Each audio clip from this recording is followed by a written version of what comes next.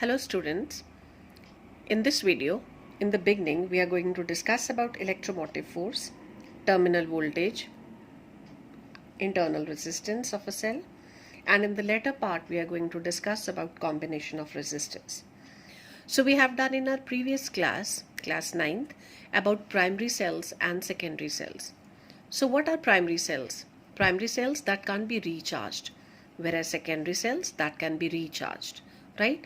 So primary cell is just like use and throw cells. We use the cells and we throw, and secondary cells we can recharge using adapter, or it may be like an example, you have your mibble, right? You recharge your the battery of your mibble.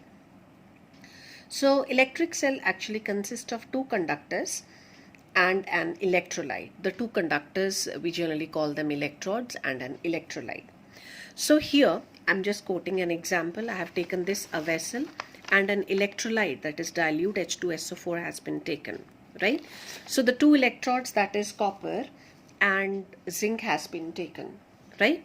So if you check out here, when there is going to be dissociation of ions, these positive ions and negative ions are going to be there, right? And they will start moving towards the electrodes. The negative ions, these will impart electrons to the zinc electrode, and the positive ions, they will gain electrons from the copper electrode, right? So a chemical reaction creates a difference in the concentration of electrons between the two electrodes of the cell, right? So a potential difference has been maintained, right? And as a result, the zinc electrode, they acquires a negative potential, and copper electrode, it acquires a positive potential. That is, a potential difference that is termed as E.M.F is being created in the two electrodes of the cell. So here if you check, no current is flowing, right?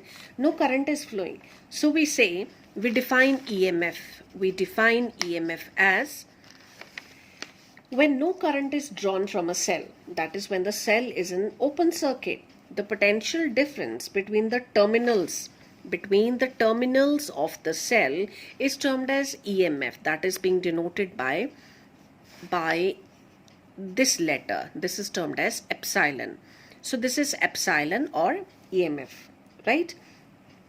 So since it's a potential difference, so its SI unit is, your SI unit for electromotive force is volt, right? Because this is also representing potential difference. Fine. So when some electrical component is joined to the terminals of the cell, so these are the terminals of the cell. See, this is just the laboratory apparatus, you can say, right? But actually whatever the cell that you are getting, these all things are intact. This electrolyte you are not able to see, the electrodes you are not able to see, right? So that is just a cell. And when it is being connected to the electrical components, right, with the terminals of the cell, so current flows in the external circuit from copper electrode to zinc electrode, right? So the current flows in the external circuit. Why that current is flowing? It is because of the E.M.F between the terminals provided for the charge to flow through the component joined in the circuit, right? So it means some work is being done. So what is that? So we can define E.M.F in another way, and that is, another way is in the form of work done, right?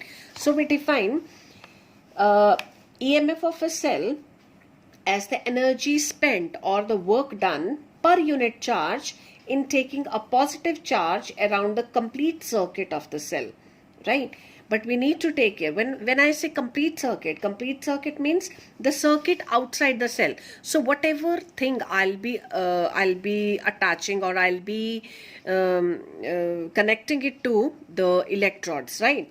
So that is circuit outside the cell as well as inside the cell, right? So when I'm saying inside is actually comprising of the cell part, right? Cell means I'm talking about electrodes and I'm talking about electrolyte, right?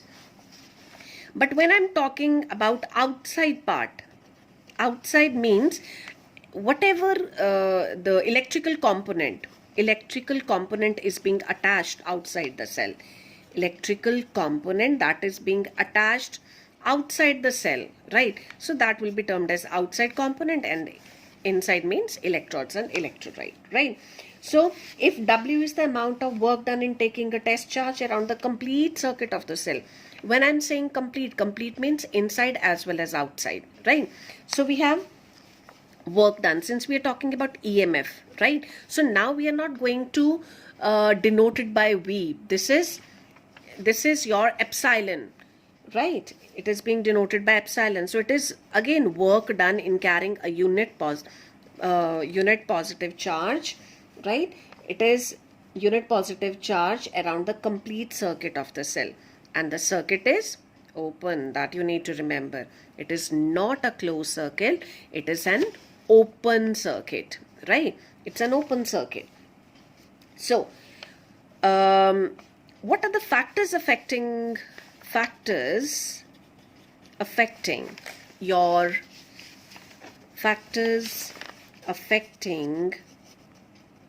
affecting E.M.F? So what are the factors? Now if you check out here, which factor is actually going to make a difference, how much concentration of ions are going to exist there, right? So what is E.M.F? We are talking about the potential difference under special conditions, right? So actually we are talking here about electrodes and electrolyte, right? Electrolytes, right? So a cell, the E.M.F of a cell depends upon the type of material that is being used. So we have what material is being used for electrodes. This is the first component that affects, and second is which material has been used, or which material you can say, or which chemical you can say, which chemical has been used, chemical for electrolyte, which chemical has been used for electrolyte. So we have different types of cells, like we have voltaic cell, we have Daniell cell. So what actually is the difference between these two cells? These cells differ from each other just because of the type of material that we are using for electrodes and the chemical use as an electrolyte, right? So this is about here you need to check out, we are not talking about household circuits, we are talking about cell, right? So that you need to take care, that is E.M.F of a cell, right? This is about a cell we are talking. Next is the terminal voltage of a cell. So terminal voltage of a cell, we can define it as when current is drawn from a cell, that is when the cell is in closed circuit. So I hope so children you understand when I say closed circuit, right? Closed circuit means current is flowing at that time, right? So whatsoever potential difference between the electrodes of the cell is existing, that is termed as terminal voltage. So if you check out here the difference between the two diagrams when I was talking about E.M.F of a cell, right, and terminal voltage. If you see here, nothing has been attached here, no some external circuit is there, right? This is a closed circuit, this is an open circuit, right? So this external circuit is there. So whatsoever this external circuit means some resistance has been connected, some electrical component has been attached to it, to the terminals of this. It means, so if I want to represent it diagrammatically, this is representing cell, so some external electrical component is being attached to it. So whatsoever potential difference is existing between the terminals of the cell, that will be termed as terminal voltage. Or indirectly you can say till date we were actually talking about potential difference. We were talking about a general terminology, potential difference. So that journal terminology was actually terminal voltage, right? And it is denoted by capital V, right?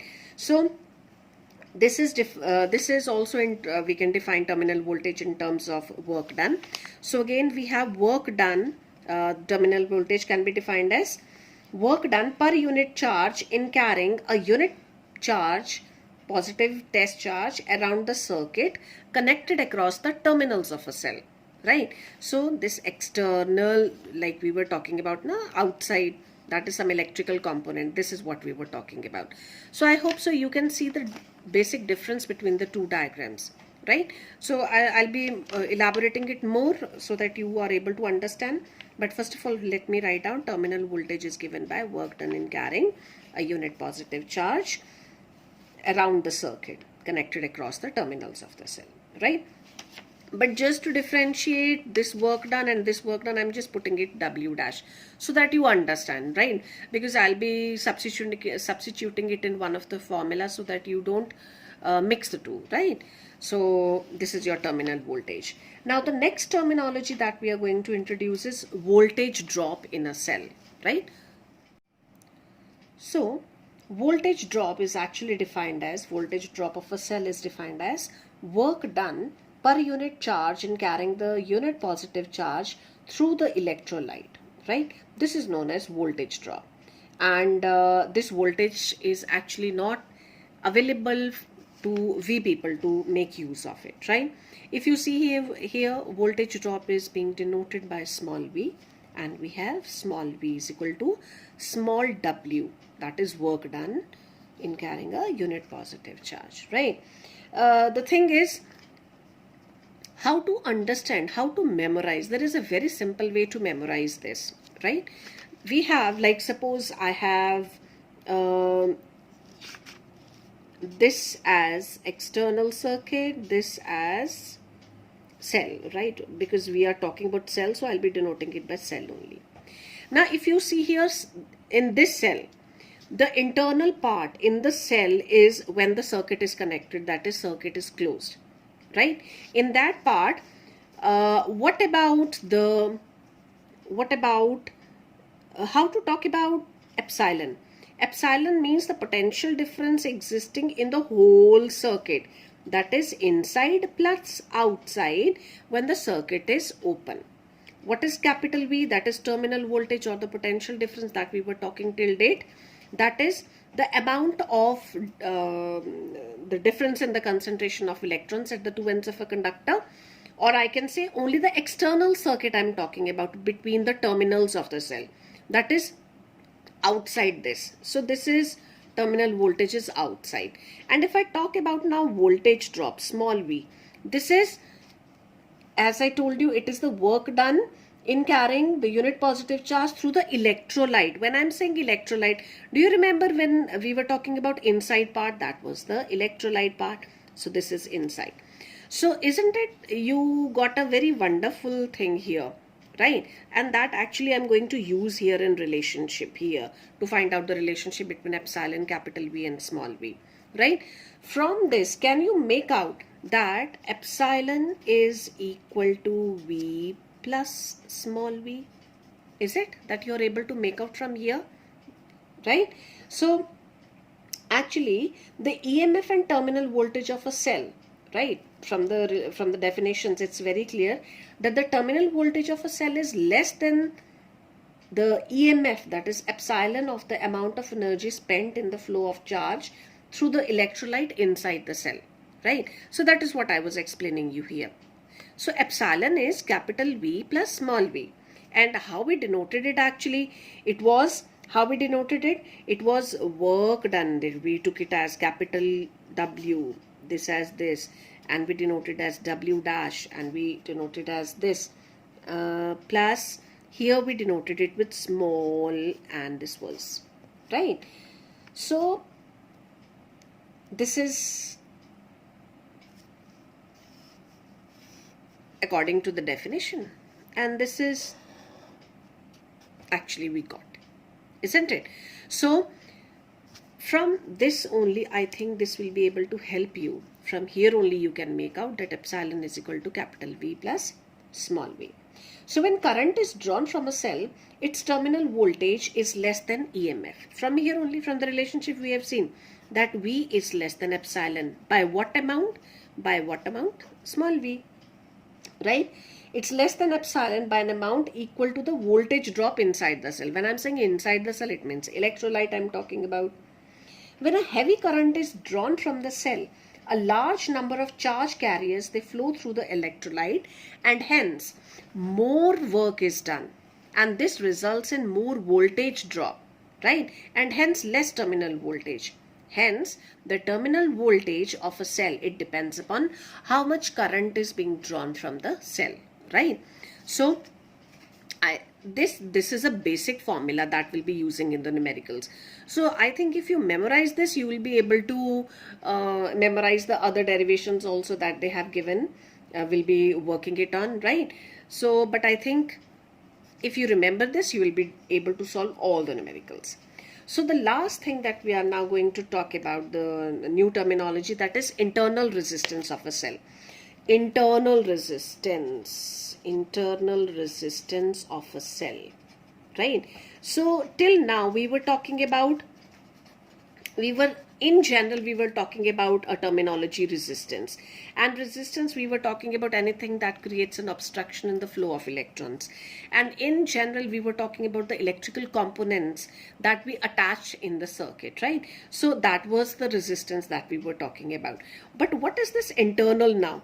So I think from this only now you must be clear, when I'm talking about internal part, it means I'm talking about a cell and internal part of a cell. When I'm saying internal part, so the very first thing that strikes me is the electrolyte, right?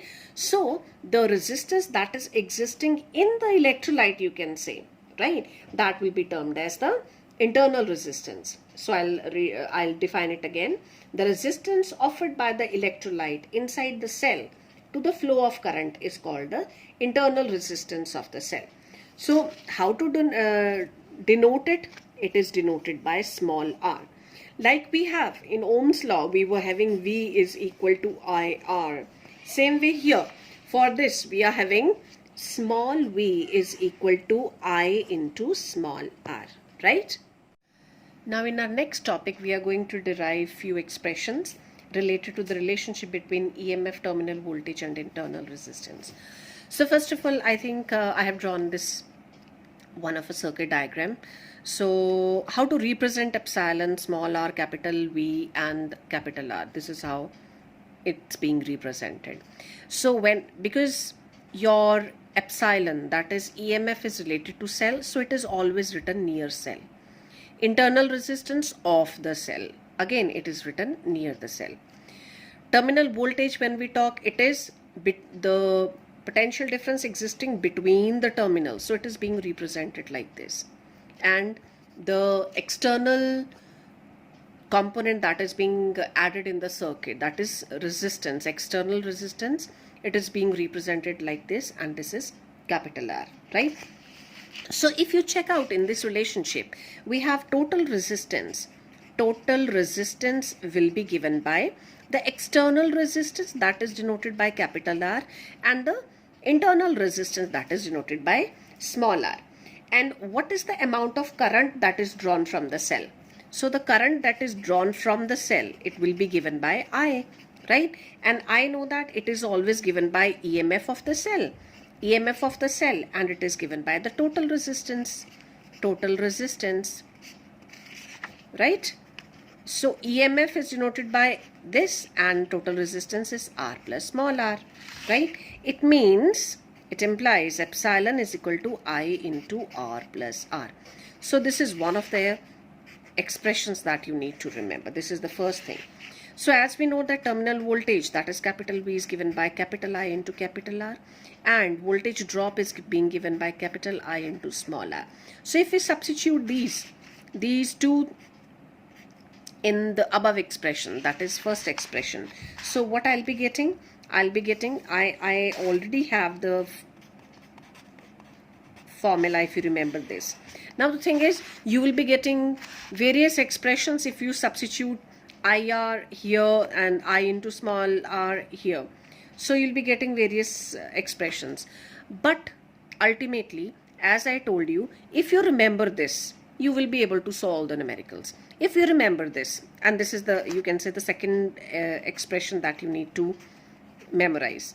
Only these two will help you. The others you can manipulate, because you know what is the value of V and what is the value of small v, right? So if you substitute the values, we will be getting from here only. Can you check out? It implies small r is equal to small v upon capital I.